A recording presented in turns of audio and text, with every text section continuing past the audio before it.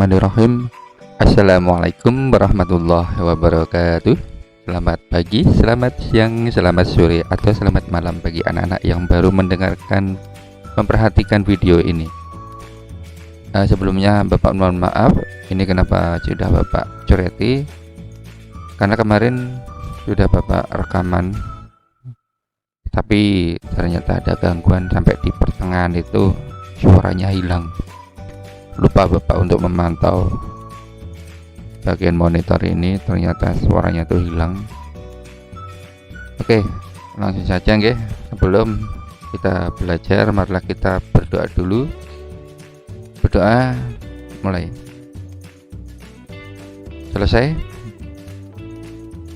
Hari ini anak-anak belajar untuk pembelajaran 6 subtema 1 tema 1 selamatkan makhluk hidup.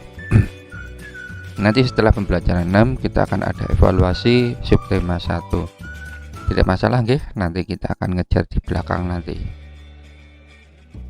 Untuk pembelajaran 6, apa yang akan kita pelajari yaitu yang pertama tentang simpulan isi bacaan. Nanti anak-anak akan lebih memahami bagaimana cara menyimpulkan isi bacaan.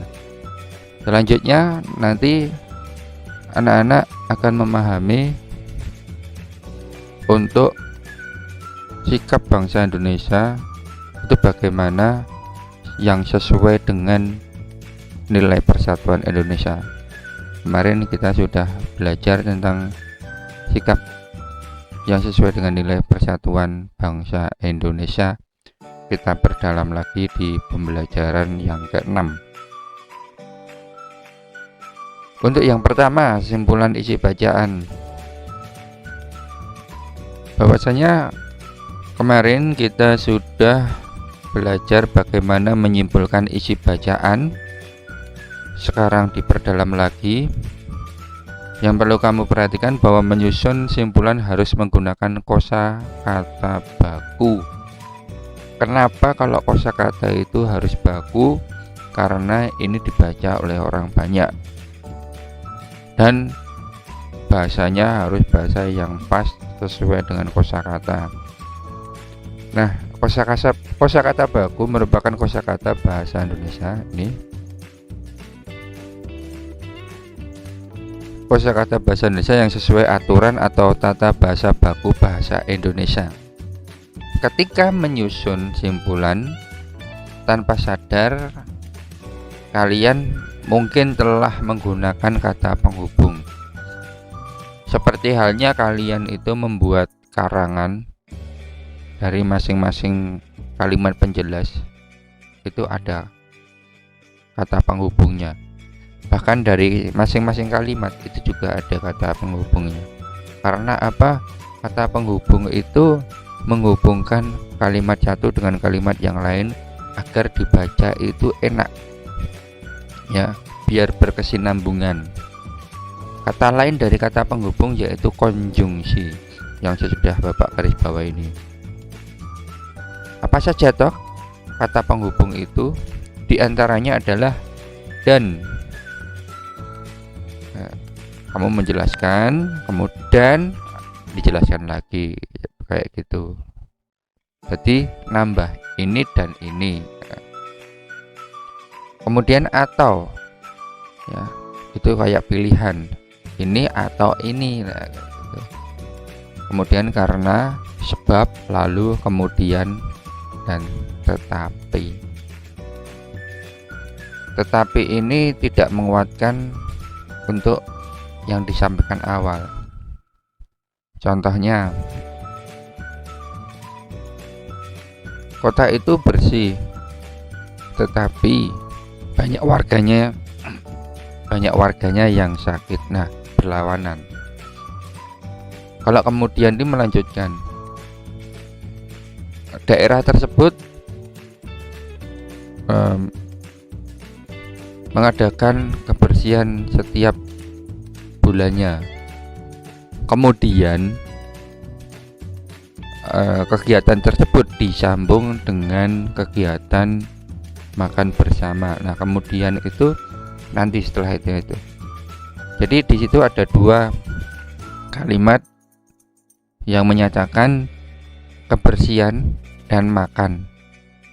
Nah, nanti kalau tidak disambung dengan memakai kata kemudian, itu seperti cerita yang terpisah.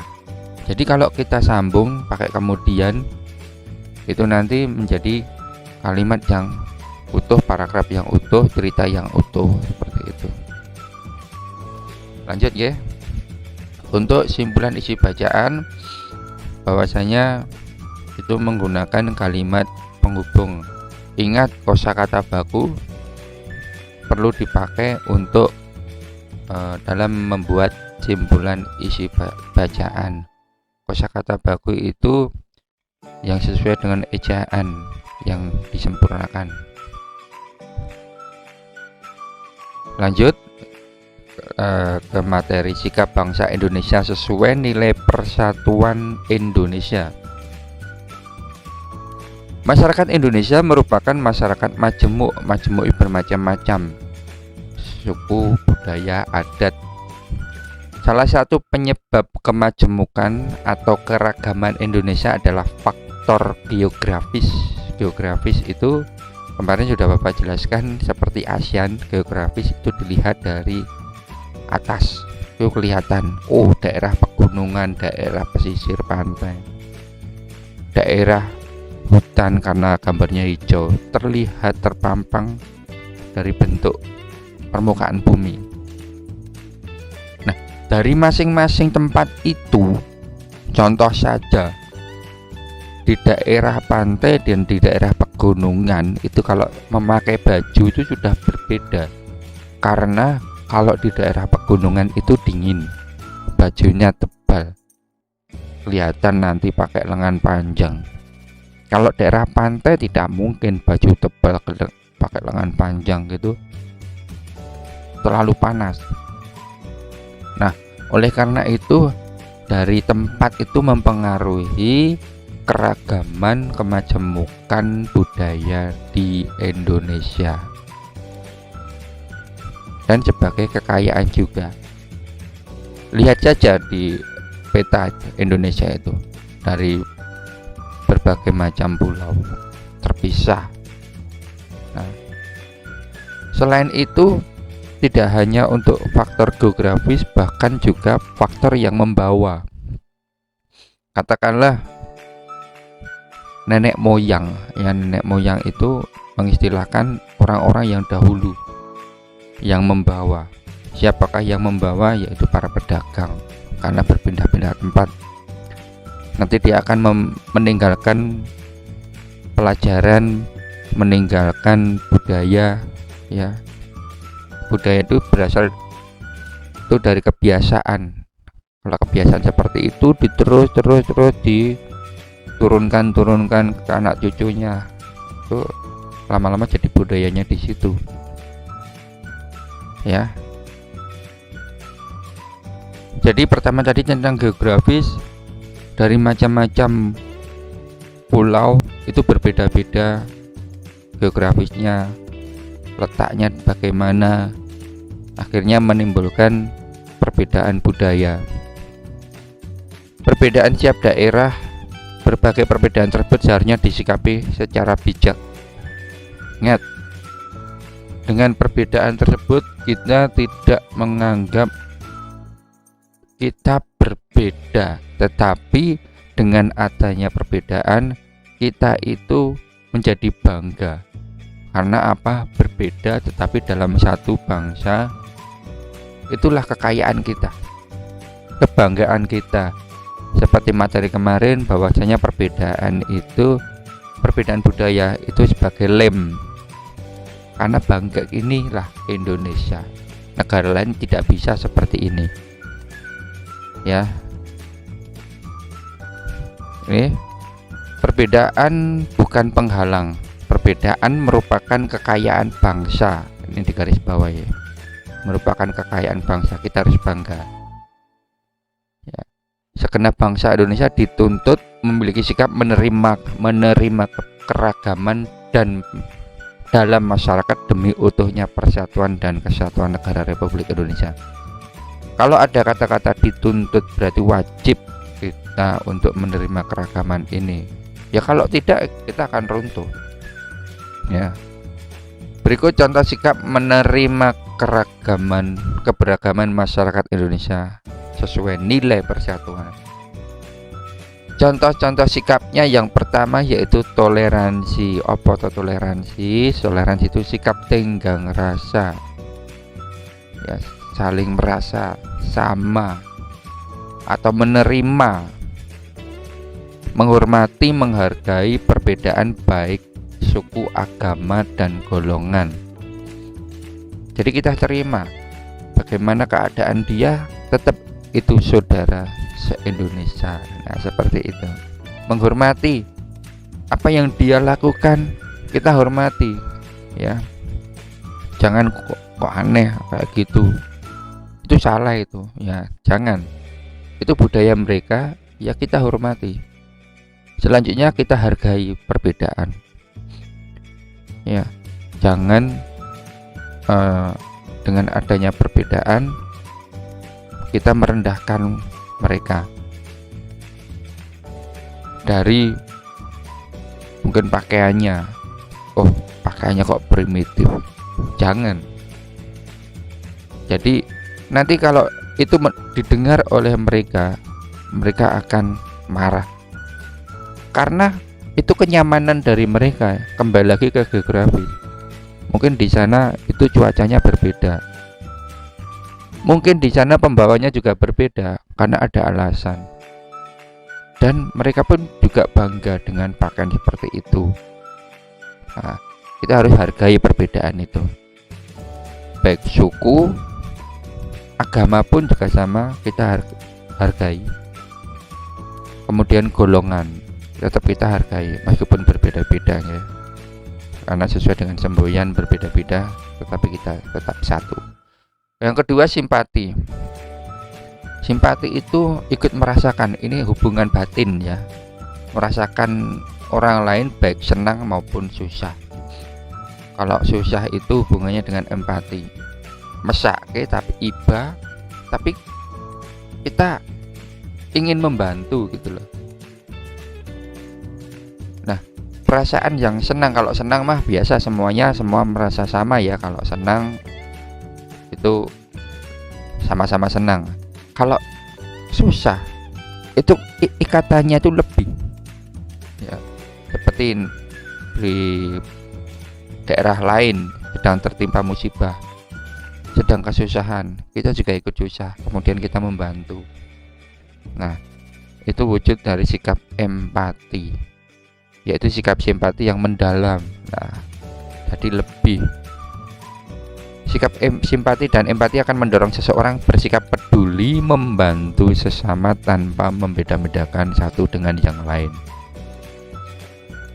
Selanjutnya, sikap cinta damai adalah sikap mengutamakan perdamaian. Jadi apapun kalau kita itu berdamai, ya, itu akan keindahan dalam kehidupan. Wah, kok bahasanya seperti itu, ya. Ya memang benar.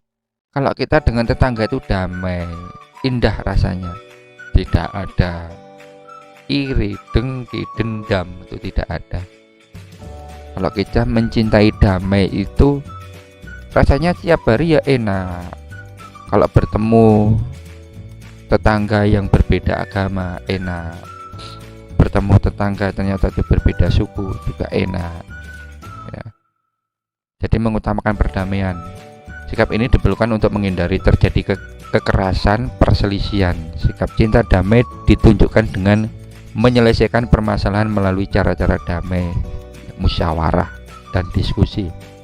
Setiap permasalahan kalau itu dimusyawarahkan atau didiskusikan, itu semua berjalan dengan baik tanpa adanya kekerasan, tangan dulu maju, alat-alat dipukulkan lah, itu tidak. Semuanya itu pokoknya dirembuk lah, kalau bahasa Jawanya seperti itu. Jadi dimusyawarahkan, kita bicarakan baik-baik. Ada orang yang bertengkar, sama-sama memakai senjata. Nah, itu ujung-ujungnya juga akan mencederai dari masing-masing. Nanti malah membawa bekas. Karena suatu saat yang namanya marah itu tidak bertahan lama. Lama-lama kita capek, atau kita dendam dengan tetangga. Karena apa, suatu saat kita juga akan butuh siapapun ya, tidak hanya tetangga. Kita juga akan butuh. Kalau mau butuh ya pekewo. Ya, kemarin atau dulu pernah berantem, mau minta tolong jadi tidak enak. Oleh karena itu kita pikirkan secara panjang jauh bahwasanya kita akan butuh suatu saat. Oleh karena itu tiap masalah jangan alatnya dulu yang maju kita pukulkan, jangan tangannya maju, jangan pakai kekerasan. Kita harus cinta damai, musyawarahkan masalah, setiap masalah dimusyawarahkan. Seperti itu. Musyawarah itu kita bicarakan baik-baik. Ini sepertinya seperti ini karena apa, yaitu dijelaskan, pokoknya omong baik-baik. Dan mengundang orang yang ketiga, orang lain sebagai penengah ya.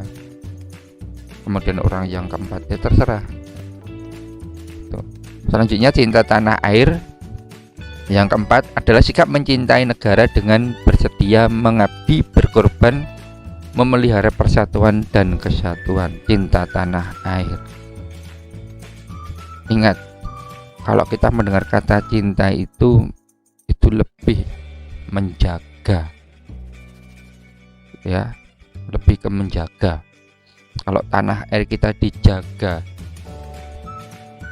itu otomatis jika seperti jiwa dan raga kita itu dikorbankan untuk menjaga tanah air ini. Ya, karena apa? Tanah air ini kalau kita tidak menjaganya, itu akan direbut oleh negara lain. Ya, buktinya saja zaman dulu banyak yang tertarik dengan Indonesia karena kekayaan alamnya ini. Nah, kita pertahankan, wujudkanlah cinta tanah air kalian. Cinta tanah air itu sikap mencintai negara dengan bersedia mengabdi. Mengabdi, salah satunya mengabdi itu ya, contoh yang dekat seperti Pak Guru. Pak Guru juga mengabdi ke negara. Wujud pengabdian Pak Agus itu menjadi guru untuk mengajar anak didik, untuk mengabdi di masyarakat Ponowaren terutama ya, karena Pak Agus sudah ditugaskan pengabdiannya ke di situ. Padahal Pak Agus orang Klaten, mengabdi di Sukoharjo. Pak Agus tidak memandang itu Sukoharjo, tidak memandang Pak Agus dari Klaten, karena Pak Agus dari Indonesia, ini demi Indonesia. Ya, seperti itu. Selanjutnya berkorban. Berkorban itu suatu saat ya, bukan ini doa ya, kalau itu terjadi peperangan. Nah, dari kita yang masing-masing sudah siap, sudah saatnya ikut berperang ya, kita harus berperang ya. Karena apa? Itu hal yang mendesak, tapi kita tidak mendoakan seperti itu, semoga damai seterusnya. Ya, berkorban untuk memelihara persatuan dan kesatuan ya, itu wujud cinta tanah air, serta melindungi tanah air dari segala ancaman, gangguan, dan tantangan yang dihadapi oleh negaranya. Selanjutnya yang kelima yaitu demokrasi. Demokrasi adalah sikap memenuhi hak asasi manusia setiap individu atau kelompok. Nah, demokrasi itu memang ya mengutamakan kepentingan individu, tetapi ingat itu merupakan hak asasi ya, tapi ingat kepentingan bersama itu diutamakan ya. demokrasi itu baik, tapi ingat, diperhitungkan juga, dimusyawarahkan. Jangan asal demo membuat anarkis ya. Loh kok sampai demo? Ya memang demo itu betul, karena negara Indonesia itu negara demokrasi, ya bebas karena hak asasi. Ya tetapi kita harus kembali ke cinta damai, kita musyawarahkan. Demokrasi karena itu sikap memenuhi hak asasi manusia setiap individu ataupun kelompok. Nah, kita juga diberi kebebasan. Tetapi kembali ke atas tadi, perlu adanya musyawarah dan diskusi agar tercipta kedamaian. Yang keenam, anti diskriminasi. Ya, itu juga bagus. Kalau diskriminasi jelek, ya, memandang rendah kelompok lain, agama lain karena minoritas, diskriminasi. Nah, lawannya adalah anti diskriminasi. Itu sikap tidak memandang perbedaan sebagai jurang pemisah bagi bangsa Indonesia. Jangan sampai kita memandang rendah orang lain, memandang rendah budaya lain. Kita harus memiliki sikap anti diskriminasi. Yang terakhir yaitu kerjasama. Jelas, kalau kita mengadakan kerjasama otomatis saling menguntungkan, ya, otomatis, karena adanya kesepakatan. Kerjasama adalah sikap saling memahami dan tolong menolong. Kesepakatan itu yang munculnya dari saling memahami. Ya contoh saja, kerjasama dalam bidang pariwisata. Nah, pariwisata di berbagai tempat itu berbeda-beda. Bagaimana cara memunculkan adanya kerjasama tersebut? Ini contoh saja ya. Di tempat pariwisata tertentu juga mempromosikan tempat pariwisata yang lain, juga menunjukkan tidak hanya tempatnya, mungkin barang-barangnya juga masuk di situ. Mengenalkan ini daerah sana juga ada seperti ini, daerah sana malah ada seperti ini, di sini tidak ada, diperkenalkan. Ya, saling memahami dan tolong menolong. Itulah sikap menerima keberagaman bangsa Indonesia, guys. Yang terakhir tadi kerjasama. Yang namanya kerjasama itu saling menguntungkan dan malah lebih mempererat persatuan bangsa Indonesia. Dengan sikap tersebut, negara Kesatuan Republik Indonesia akan tetap berdiri kukuh dan utuh, terhindar dari disintegrasi bangsa, jadi lebih kuat. Pernah ada yang menggambarkan itu sapu satu itu kalau kita buat menyingkirkan benda-benda kotor, sampah, itu bisa patah. Kalau itu kita ikat lidinya tuh banyak, ya, lidi satu bisa patah, lidi di 10 sampai 100 ya, diikat, itu lebih kuat dan lebih bersih. Intinya lebih kuat itu tadi. Kalau kamu patah juga susah sapu itu. Nah, itu gambarannya. Selanjutnya nanti anak-anak mengerjakan evaluasi. Yang pertama ini pilihan gandanya. Bagi yang belum menerima buku ini ya, 1, 2. Ini pilihan ganda yang kedua tadi, lanjutkan di sini. Kemudian yang ketiga, 4, 5 ada di sini. Sudah. Nanti di skip saja, di stop saja, kemudian dikerjakan. Kemudian yang B ini isiannya. Kemudian yang C ini ada bacaan. Selalu ada soal ya, gagasan pokok, kalimat utama, terus dilatih seperti itu terus. Oke, sampun ya. Kalau belum ada penjelasan di atas tentang materinya, bisa browsing. Oke, nah cukup sekian apa yang sudah kita pelajari. pada hari ini, yaitu materi untuk gagasan maksudnya kesimpulan ya. Kesimpulan tersebut kita harus memperhatikan kosakata baku, dan secara tidak sengaja anak-anak memasukkan kata penghubung karena untuk mempererat kalimat satu dengan kalimat yang lain, kata yang satu dengan kata yang lain. Karena kesimpulan seperti itu. Selanjutnya anak-anak juga mempelajari dan mendalami tentang persatuan Indonesia, nilai-nilainya, contoh-contohnya, sikap-sikapnya. Nah, itu saja yang Bapak sampaikan. Jika ada kekurangan, Bapak mohon maaf. Nanti untuk kelanjutannya bisa tanya jawab kalau belum paham lewat WA, Google Meet juga bisa, Zoom juga bisa. Nah, kalau ternyata tidak bisa ya WA saja. Itu saja nggih. Terima kasih atas perhatiannya. Jika ada kekurangan, Bapak mohon maaf. Akhirul kalam, wassalamualaikum warahmatullahi wabarakatuh.